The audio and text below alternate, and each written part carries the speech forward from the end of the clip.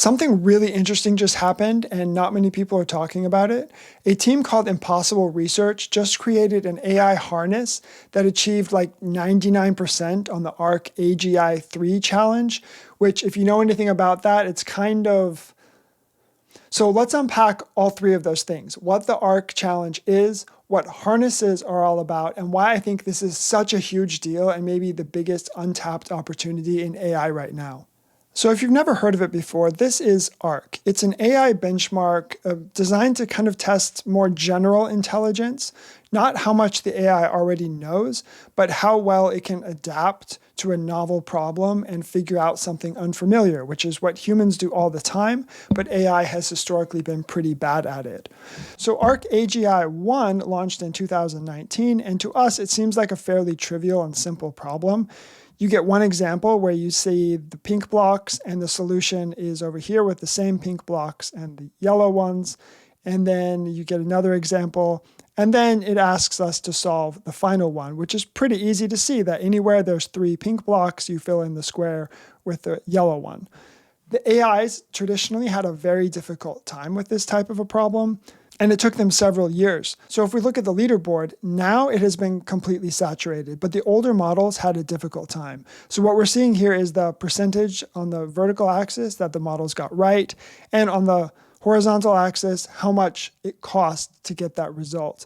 So you can see older models like GPT 4.5, they maxed out at like 10% and it cost something like 30 cents, whereas the latest models like GPT 5.6 Sol on extra high get 97.5% at about the same cost. So it's basically a saturated benchmark. So last year, ARC introduced the AGI 2 challenge. These were far more complex problems.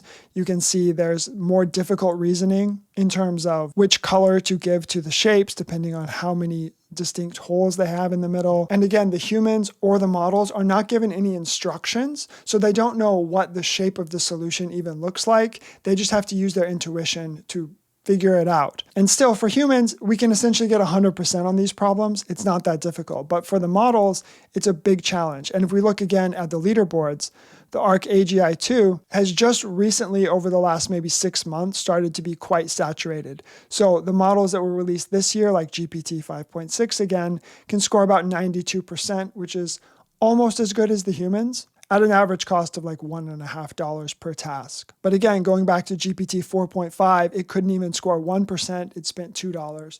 So you can see how the models have become much better at this over time. So of course, ARC introduced the AGI 3 challenge just a couple months ago. These are far more complex problems. As they say, instead of solving static puzzles, agents must learn from experience inside each environment, perceiving what matters, selecting actions, and adapting their strategy without relying on any natural language instructions. These require interactive solves. They don't tell you what the solution is. You have to use the arrow keys. And in this one, you have to adjust the shape in the bottom corner to match the shape on the screen. And once it's done, then go to the solution. They're far more complex problems. And as a result, even the state-of-the-art models as of July 2026 are still only scoring about 8%, and they're costing $25,000 in token costs to get that 8%. And it's worth noting here that for AGI 3, there are 25 public examples that users or humans can play. Each one has a different type of solution. It's a different type of game. And again, they don't tell you what the solution is. There's also a lot of semi-private tests that are not available to the public. So when you see that GPT Sol solved about 8%, that's including the private unreleased examples. It scored about 13% on the public examples. Well, fast forward to this week, there's never a dull moment in the AI world, and the team at Impossible Research announced that they achieved 98.9% on ARC AGI 3, with a bunch of caveats that we'll get to in a minute. But the way they did this is kind of a brilliant loophole. It wasn't by training a better model, which is what the test was designed to measure. They used off-the-shelf models like Fable and Sol, but they created a much more powerful harness that made these models better at this particular task.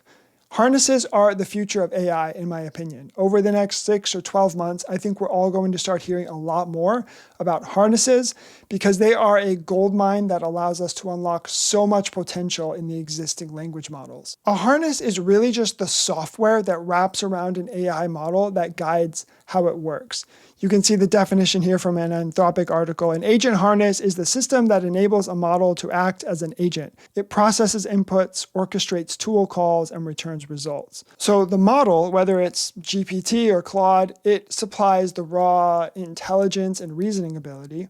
The harness is what decides what information the model sees, what custom instructions it receives, what tools it can use, like all the memory that it can retain, how it ultimately checks its work, and what happens once it produces the output. And it's all designed for a specific task. And then the agents, we all hear a lot about agents. Agents are really just the combination of the model and the harness working together for a particular goal. So Claude is a model. It can do all kinds of things. Claude Code is something that you install on your computer, and that's the harness for the model. So the model can write all the code, but the harness gives it that repository on your computer. It gives it the command line interface or the terminal. It gives it access to your file system so it can create and edit files. It adds lots of instructions and predefined tools and loops that reduce the errors and achieve better results at coding. So Schema's core idea was kind of brilliant. Instead of asking the model to keep all of this game knowledge inside of its own context, which was the spirit of the challenge, instead, they built this awesome harness around it that, as far as I know, it does not hard code the rules of the game and say how to beat each one, which would be cheating. Instead, they just gave it this harness, which has a broad set of tools that allows it to write code and to essentially spin up a simulated version of the game to reason about how you might solve different puzzles. And then only once it's really confident that it knows how to solve a particular game does it actually execute that plan in the real environment. Haven Fang on Twitter, one of the creators of this, when he posted about it, described Schema saying it can handle the state and mechanism in one editable program, a symbolic world model. It designs experiments to verify hypotheses, backtest the program against history, and plans inside its world at zero action cost. So the harness allows it to do all of this on its own before it ever enters the real game, and that's where the power comes from. They also put up a website or a paper that goes into great detail about how Schema works. And what seems most impressive to me about what they've done is they show the results versus humans on all 25 of the games. So for each of these charts, the pink line is what Schema did and the gray line is what humans did. And it's measuring the number of actions it took before it conquered the level or achieved the challenge.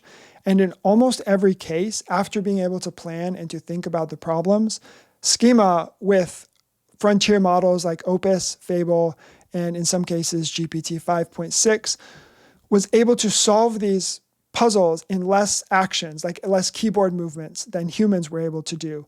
And keep in mind what we saw earlier, that GPT 5.6 by itself, without this harness, was only able to achieve 8% or so on the full benchmark and 13% on this public benchmark, which Schema tested on. Now, there's a lot of caveats to this. This was a self-reported result, meaning it didn't go through the official ARC testing process. It was only tested on those 25 public data sets, not on the full semi-private data set. And I think that the president of the ARC Challenge on Twitter has a great response to this. The TLDR is that without inspecting the code or harness, it's tough to tell how much human intelligence was baked into this. There are signs it's non-zero. But regardless, it is really interesting work. I think it's worth pausing and reading some of his responses to the paper that they presented. But I think what we're seeing in this result is the power of the harness. How you use the model is at least as important as the raw intelligence of the model itself these days. And I think we're really only beginning to scratch the surface of what's possible here. I personally think harnesses are the next frontier. This is what will allow us to unlock so much more value out of the existing models, possibly even taking them to the next level.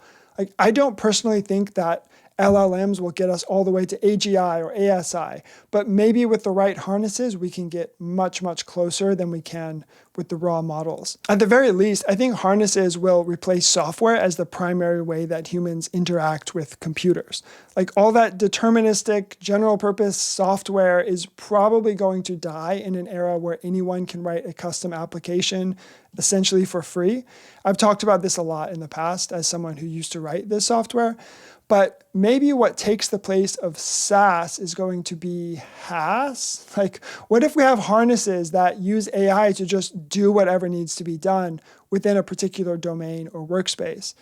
And so far, that has just been coding. Like, we've all got to break out of the idea that harnesses are for coding because there's so much more potential out there. For example, how cool would it be to have like an educational tutor harness that can teach you anything? It does research and builds a curriculum. It can give you interactive quizzes that meet you at your level and track your progress. It has a memory about your learning style and what you're struggling with. That would be awesome. I would love to have that. Or maybe a video editing harness. Like, I think the future of AI video editing is not just to add AI tools into Final Cut. It might be an entirely new, reimagined harness where you just drag your clips into it, speak a couple sentences about what you want to have as the final product, and the harness can just run tools to make cuts and find B-roll images and generate titles and review the final product until it's done.